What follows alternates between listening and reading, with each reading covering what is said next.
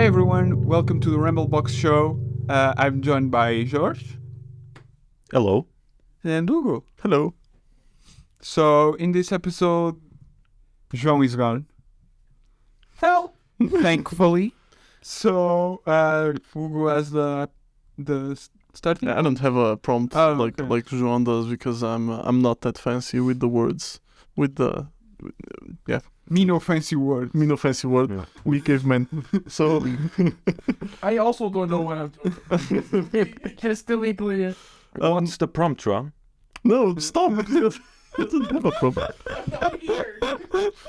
Well, no, but I think after all of this bias and fallacies conversation, Some of it. Last episode was chaos.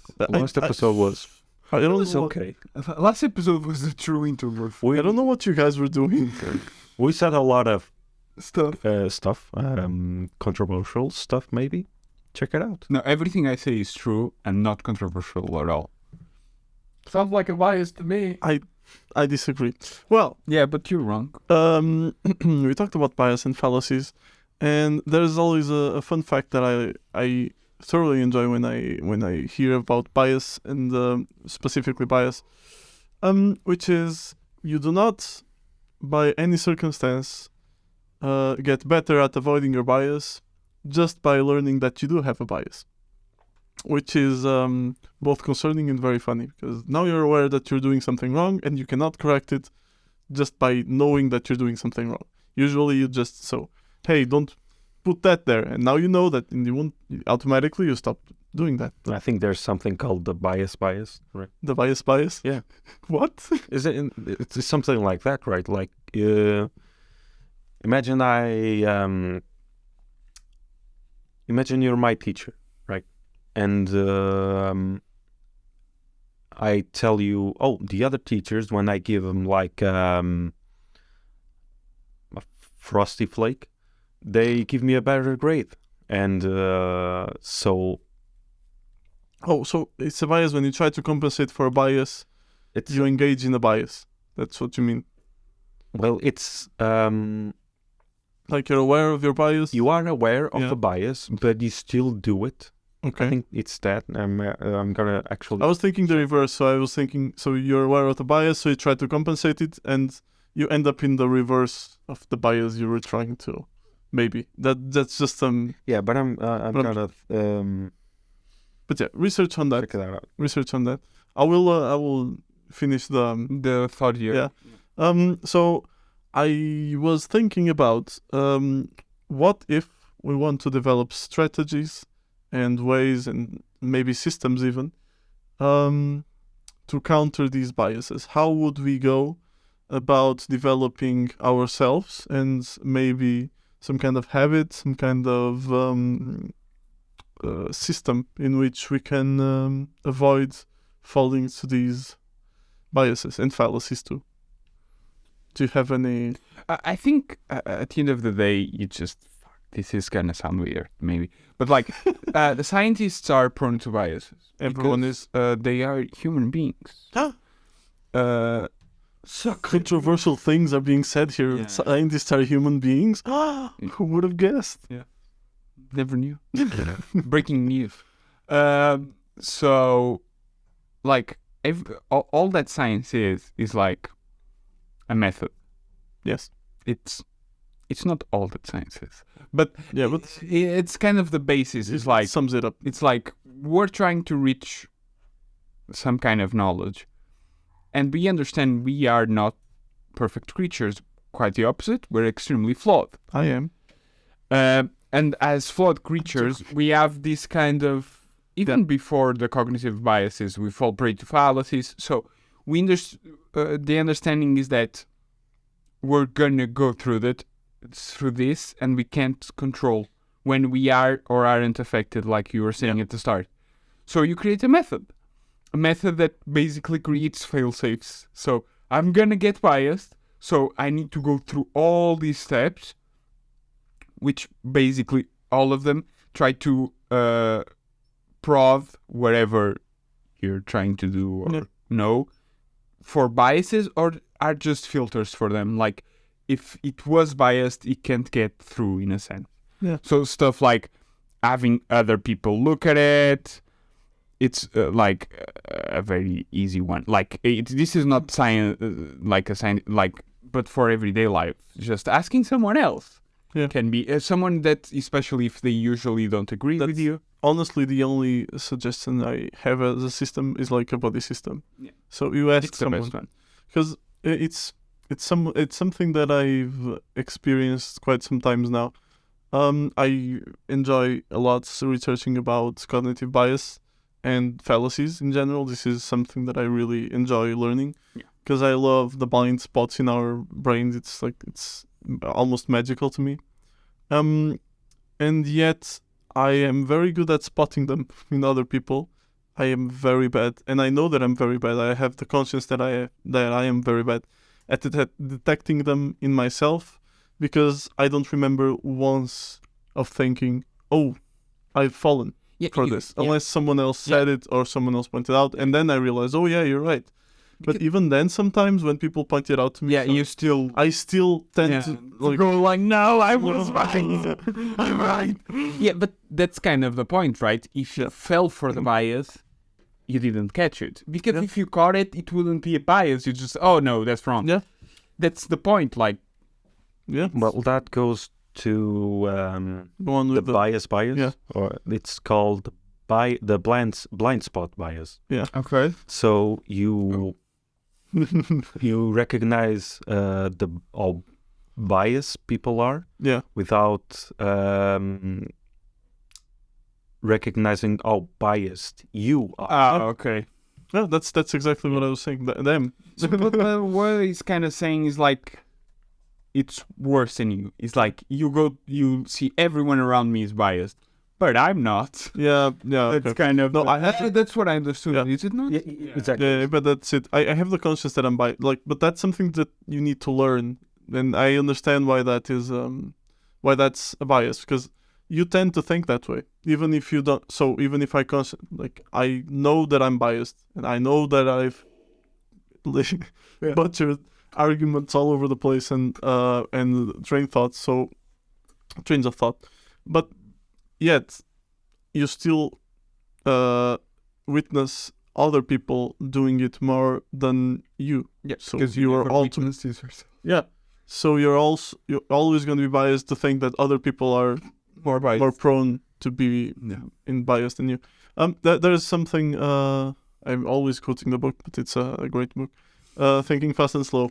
So they talk about showers in the book. I know this seems completely unrelated, but it's funny that they discuss about so man and wife doing house chores, and how both think they're doing more chores than the other person, because they only see their chores being done. So you only experience that you did your chores. Yeah. This is kind of the reverse. You only experience other people's bias, so you'll always think they. That's kind of a thing for everything. Like you experience, everyone thinks they put more into a relationship than they get out.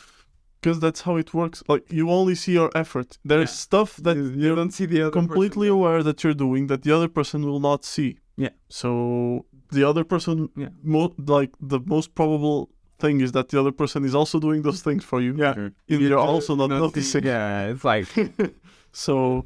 I may be washing the dishes, and Filipe maybe washing the fucking putting the clothes on washing machine. Yeah, whatever. Yeah, but you're not working because you're putting in the washing machine.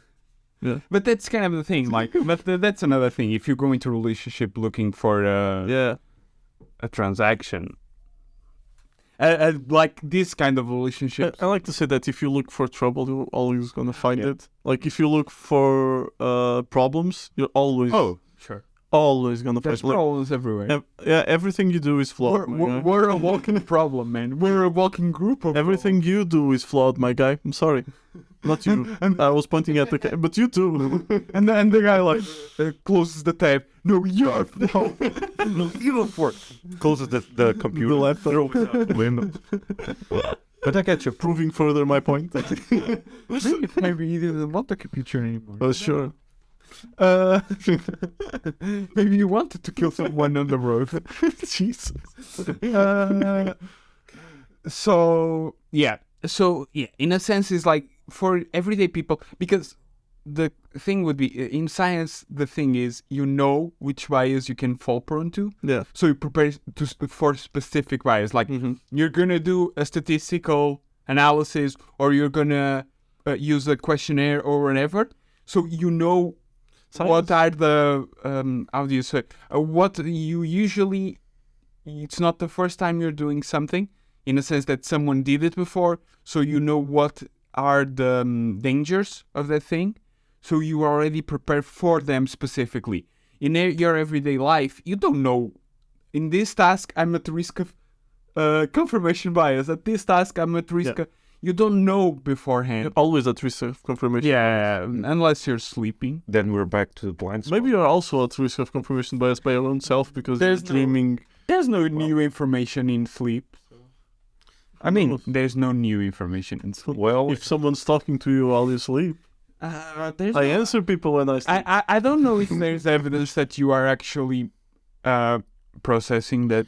I mean, similar. I am. can I go can on answer a when I tan- sleep. So Yeah. something is. Can I go on a tangent here? Because Yes, we you can. completely prohibited.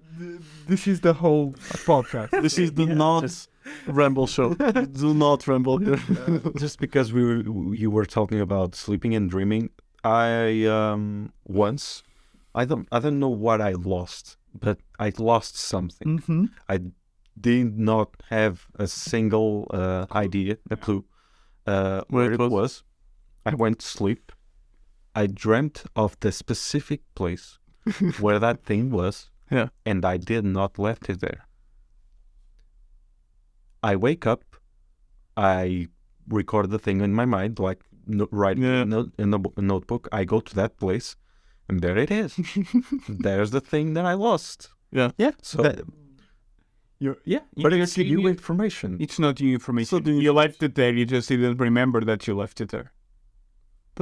Maybe. It's common for. It just accessed the part of your memory that you weren't being able to access. It's common for people who get very involved in something, by the way, to dream about whatever they are also doing. And it's also, I think there are articles proving that it gets you doing it better. So it's proven that, for example, even motor skills, if you imagine yourself doing them, you will get better at them. You will also earn physical muscle just by thinking about doing that thing, like the muscles that will help you do that thing. It's very cool. Yeah, your brain is constantly trying to improve on. So if you're always thinking about cycling, then your brain will try to improve your body in such a way that you can cycle. But you can get. No, you cannot get toned just by sitting and thinking about it. You need to actually go and do it. But if you imagine for a long time, cycling will be easier when you actually do it? Probably, yes. Slightly. Yes. It's not like it's practicing is always better than just sitting and thinking about it. I actually really like thinking about stuff, so maybe I'll stay there. But think about going to the gym, get fucking ripped. No, but actually, so and it's easier for me. Very I like it more. People that are very successful with certain in certain areas often report also dreaming about. But that's kind of the thing. If you do it every day, your body will be like, yeah, this is the only memories we have. Actually, there was also this one time. Then it's kind of both ways. Yeah, but not every time. Like whenever, for me, usually those are very anxiety-driven dreams. What, when you're cycling? No, when I'm dreaming about work. Not necessarily work, man. Okay, so it can be a hobby. Yeah. I'm talking about, for example, you could dream very good at stuff. I thought we were talking about. not necessarily. When you play chess, for example. Okay. I have actually never dreamt about chess. Yeah, but I very rarely dream. I dream every night. I never remember my dreams. Only when it's a nightmare and I wake up in the middle. If I dream... You usually have some recollection, right after you wake up, if you try to think about it. But I'm not even lying. Most of my sleep, if I don't wake up in the middle, I don't remember. This has nothing to do with bias. Yeah, but I never remember anything. But I just normally I have I don't know. I can But, explain it. I honestly, when you go to sleep with the intention of remembering, I find it easier. Oh, maybe. Yeah, from me. But I don't want to. Yeah, then I find it easy. Well, like when I started trying to lucid dream and stuff like that, Yeah. I really, if I go to bed and think this night, like tonight, I'm gonna lucid dream and I'm gonna remember it, it happens like a lot easier, and it gets easier with time when you like your brain learns how to. Okay. I actually like not dreaming. It's very restful. I'm not right. Yeah, And not dreaming is I like it. I think it depends on the dream. I like my best sleep has always been when I go to darkness and just wake up. I go into darkness and I wake up. It's like I just wake up naturally for myself. That's always. I go into darkness and I wake up naturally on the other side. And that's when I say I don't remember because I think the darkness forces me. Because I feel like when you wake up for yourself, you wake up like slower. Yeah, And maybe I forget my dream in that state. That's probably it. Yeah. Because if you don't think about that dream in the first 10 seconds, yeah, The most annoying feeling when I was doing that was like, I was thinking about the dream, trying to write it. Something else caught my attention. It's gone. Gone. Yeah. Never again. I don't even remember what I just wrote. I have to read it again to like, oh, this is what I was writing. I don't remember the rest of it. They have this It's annoying. Because your brain doesn't want It's annoying. Yeah. It's a byproduct of sleep. It doesn't really. Yeah. Well, I do have this very vivid memory of me being like 8 years old. I had a nightmare where I lost my lower jaw. Jesus. What? I don't know. Yeah. And then I wake up, I don't feel my lower jaw. I start to scream, and my mom comes to my room, and I'm like, Mom, I don't have my lower jaw. How did you say that if you didn't have your lower jaw? Right? Then I start puking on the bed. Jesus, man. That's fucking intense. Jesus. At the metal. Then for a child, that's I've imagined like that's terrifying, man. very bad stuff as a child. Yeah. Too. That's new to me, not having a jaw. I never thought about that. I didn't actually have. Oh, I have like I have nightmares I can't even say here. Oh, I have. Fuck, you guys have problems. Okay. Besides the normal ones where you just fall asleep, like where you just fall in like. Oh yeah, I had those, but those are just. I had one when I just ate Chinese food, and that was it. That's not a nightmare. That's a dream. Yeah. I've dreamt. It's just the balance of things, you know, losing the jaw, eating Chinese food. The balance of life. I mean, I had dreams. I think I told João in a conversation. I think I had a dream where I was just literally in bed looking at the ceiling, and then I wake up and I'm like, what? But you're looking at the ceiling still. Well, I was so confused because that. I remember. Yeah, I was so confused because like the lighting was different. And I was like, wait, How was it doing? yeah. No, I had some of them. Like I went to school and everything, and then I wake up and like shit, I have to do this all again. Can you be biased by your own dreams? You could. I mean, I just was. I just told an episode where I was biased because I thought I didn't remember where I left something or I lost something. Yeah. Then the dream told me where it was. Yeah, you remembered. Yeah. And I said, man, this is fucking magical. I'm a fucking genius. You're a wizard. Magical, I wouldn't say, but genius, sure. And if this is, I'm gonna trigger Filipe here. Sure. If there is a possibility that you have a subconscious mind or something. No. Subconscious is a concept. I don't know. Accessing it is the hard thing. But if it is possible that somehow dreaming, you will be more prone to be to access that part of your brain somehow, or to be. That's the part I say. Yeah, I'll say. I mean, you're more relaxed when you're dreaming. Yeah, but it's possible. The whole idea of subconscious is that But different patterns mean below conscious, so Yeah. you cannot consciously access yeah. it. That's why I say that You are conscious if you're if you're dreaming, if you're in control. Yeah, but sometimes you're not in. You just remember, but you're not in control. But like I feel like you're accessing memory. I don't know if that's subconscious, my guy. Well, there's the okay, sure. Because my thing with subconscious and like accessing the subconscious is because it's subconscious, and because you can not consciously access it. Yeah. How can you prove that your dream is the subconscious? Yeah, I cannot prove it. To Exactly. You can not neither But to I can- yourself. I can, because I remember, like, you can have. You never had a lucid dream. No, I never had. I just told you I It's prefer very- not to dream. So It's difficult to explain. I have sleep. You don't have the conscious of self when you're dreaming. Like, you don't have the conscious of, like, it's like seeing a movie, but just in first person. Some people dream in third person. Actually, I learned about that. So okay, I've you- never dreamed in third person. you're not you're like watching something happen. Yes, But you're not in your You're not- body. yeah, You're not. It's like you're not really engaging with it, and that's Okay. the part where lucid dreaming is amazing. Is like you understand I'm in the dream, like that, and you wait, and then you can actually interact with stuff, because usually you can't. Like, you see stuff happening, and it's like you're a victim of circumstance. What Yeah. is the thing? The There's world. Yeah, Yeah, but I'm not what about, understanding how like, you're proving your subconscious with that. body reacts. Yeah, I cannot prove it to you. Yeah. It's impossible, my guy. But that's what I'm saying.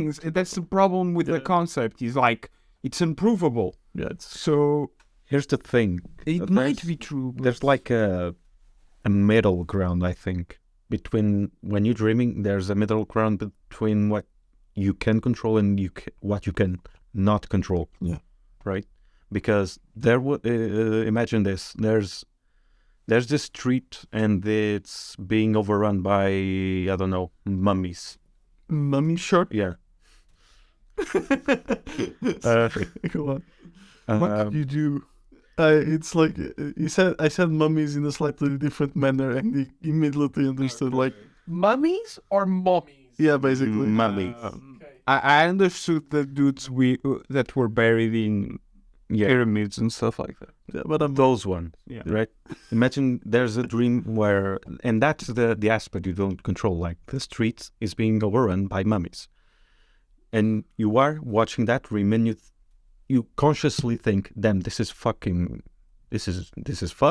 I need a gun." yeah, And you have an M16 on your hand, and like, sure. yeah, you don't like. There is a complete lack of rationality. Like, stuff Okay. happens, and you're like, "That's pretty normal. I don't have a hand." You're not even scared by not having a hand. You just normal, and you move on with your life. The next second, you look, "Oh, I have 6 fingers now." Completely normal, and you just like. Yeah. This is a dreaming episode now. Yeah, it is. I was thinking about that. But we answered the question real fast. Yeah, Like yeah. for your everyday life is like talk to people. Yeah, Ask someone what they think but of the it's- situation. I hate it. There's something intrinsic about that I completely hate. Yeah, because the other people is also biased. Yes. So you're fucked. And when- not just because of that. It completely takes away, like, you cannot be alone. No. You alone, you're not able to. But yeah, I said that in the previous episode. I hate That's it. our biggest strength. Yeah. Is community and social interaction. Kamionate. Because as a individual, we're very squishy and we're very stupid. So I feel like that's our. Squishy feeling. I'm really squishy. So that's what I'm trying to say. You know, that's our biggest advantage is social interaction. So Not social media.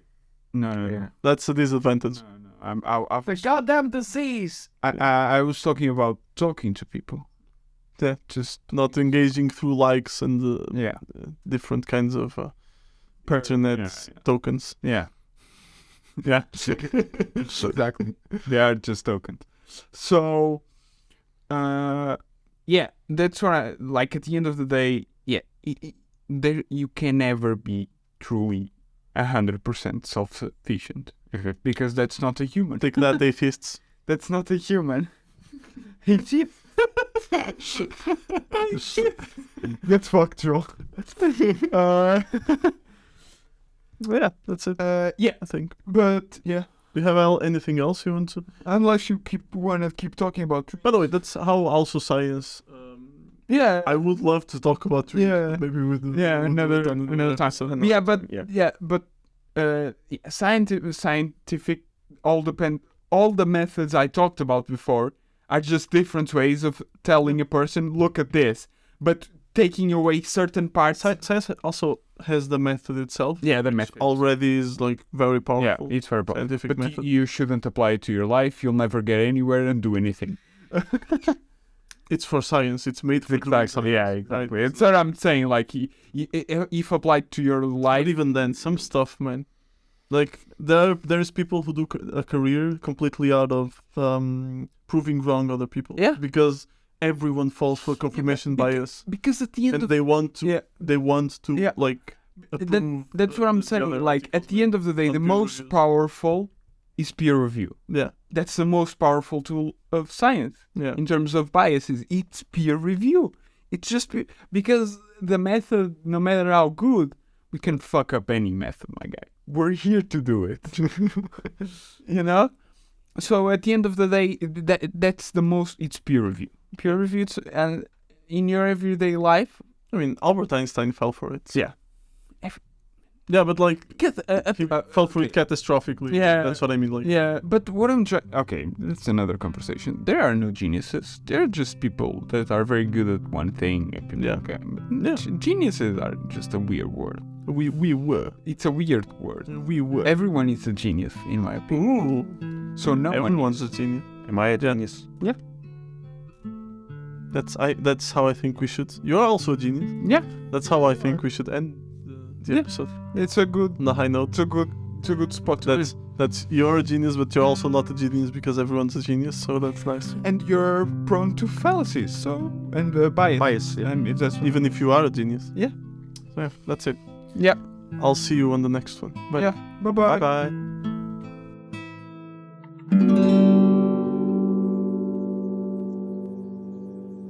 You can support the show by subscribing to our YouTube channel or listen to us on Apple, Spotify, or whatever you get your podcasts. If you want more, you can follow us on Instagram at RambleBoxOfficial. That's at RambleBoxOfficial. Or you can check for more content in theramblebox.com. That's theramblebox.com. Links are in the description. That's the end of the show. We'll see you next time. Bye!